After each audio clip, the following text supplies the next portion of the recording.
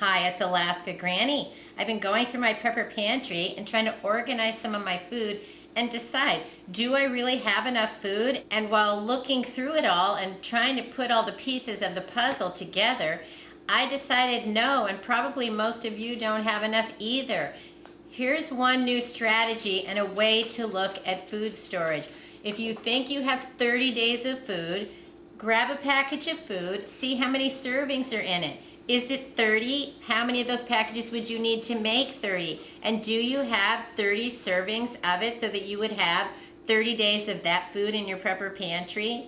Well, a box of oatmeal does have 30 servings, and so that's great. But then next you need to decide, how much of this do I actually eat in a serving? How much is a serving to me and at my house? The next item I was looking at is dried bananas. These are really good, and I bought a few packages of them, but did I have enough for 30 days? I looked on the back, and each package has 11 servings. So guess what? To have 30 servings of dried bananas, you need 3 packages, and that's just for one person. What about foods like granola bars? Those are more simple. There's usually about 8 in a package, so you need 4 packages to have a serving for every day for 30 days. Look at a box of macaroni and cheese. It has 3 servings, so what do you need for 30 days? You need 10 boxes, and then you also need the milk and butter that would go in this. And you need to make sure that you have enough of that in a shelf-stable form that you'll have it on hand and be able to use it.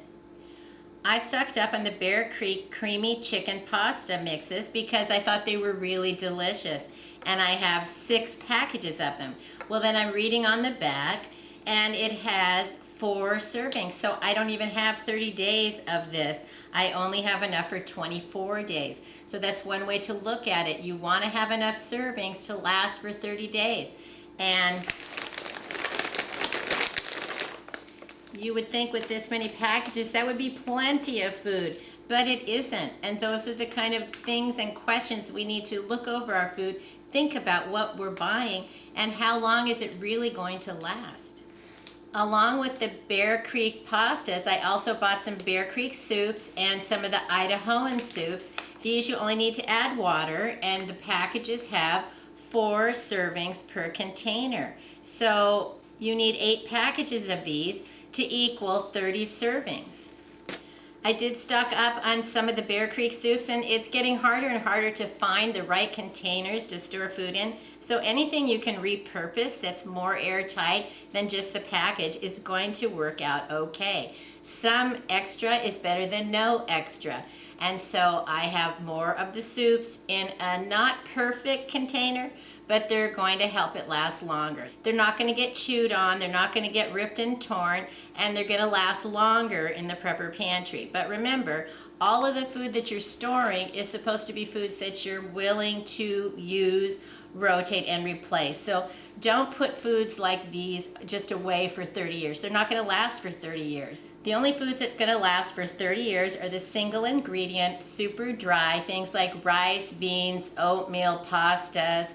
I also trust the foods that are dried commercially, such as the Augustin Farms and the Mountain House. I do dehydrate my own foods, but I don't consider those now dried to put away forever. Those need to be rotated through your food. You may feel more confident in the way that you store food and how long they're going to last, but this is the way that I do it, and I want to make sure that the food is still good to eat when I want it. I don't want to put it away for 30 years. Get out a box of macaroni and cheese and it's spoiled. Plus, if you're buying foods like macaroni and cheese or soup mixes, it's supposed to be food you're willing to eat. Why would you want to put it away for 30 years? Shouldn't you want to get it out and use it even once every other year and then replace it with some new and fresher food? My favorite powdered milk is the Nido Fortificata, and this is not a long-lasting milk. It will last for several years, and I usually repackage it into canning jars and vacuum seal it. And so the non-fat dry milk, that's the one that will last much longer if you store it better. But this one is much better tasting. Since no one in my family likes the non-fat dry milk, I don't buy it. I don't stockpile what I don't like and what my family's not willing to eat. And we are willing to use this one. It tastes just like regular milk. and we're willing then to use it, rotate it, and replace it. So it's working out fine. Find a milk that works for you. There are other ways to have milk, such as the shelf-stable, the UHT cartons of milk that you can buy at, say, the Dollar Tree. You can also buy cans of evaporated milk, but find a milk that you like if milk is something that you use. The Nido Fortificata has 53 servings. We don't necessarily drink the milk, but we stir it into recipes that call for milk.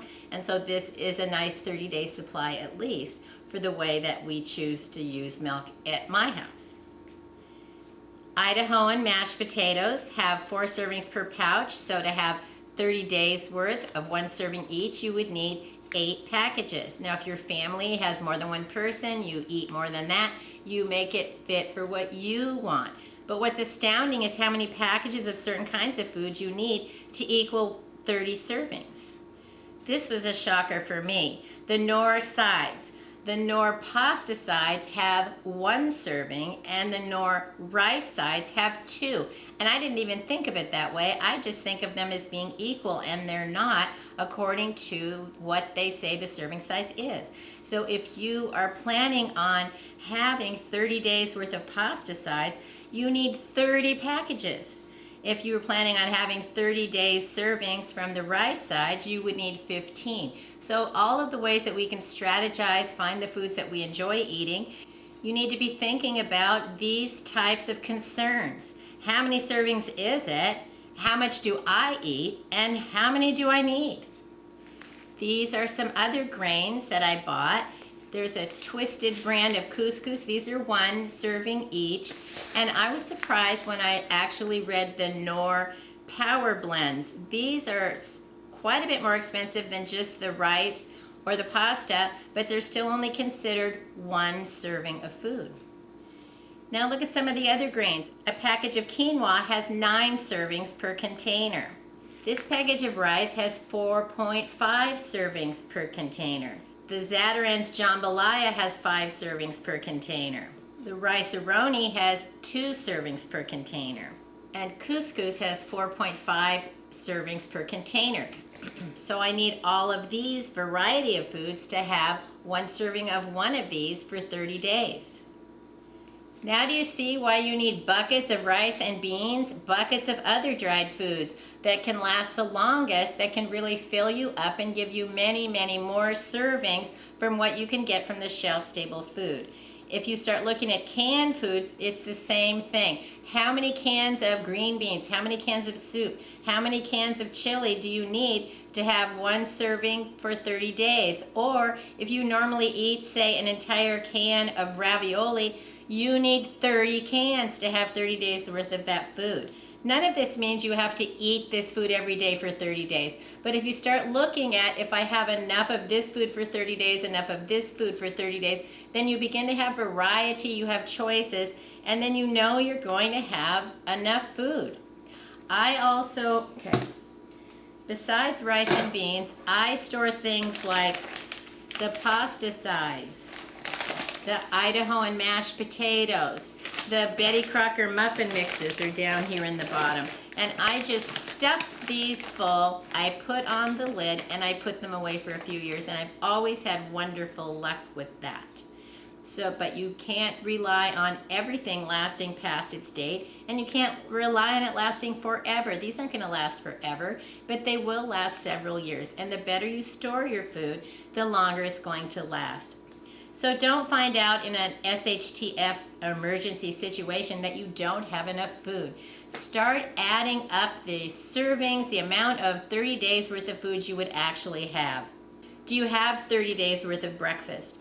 Do you have 30 lunches? Do you have 30 dinners and 30 snacks? Then you need to look at the serving sizes, make sure you actually have enough for each person for the amount of time that you think you do.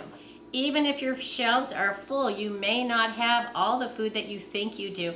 You don't want to be caught short in an emergency situation that you don't have enough to feed your family. Now do you see why people keep saying stack it to the rafters? You may not have as much food as you think you do, and only stockpile food that you're willing to eat, you're willing to rotate, and then you want to replace it with foods that you're also willing to eat.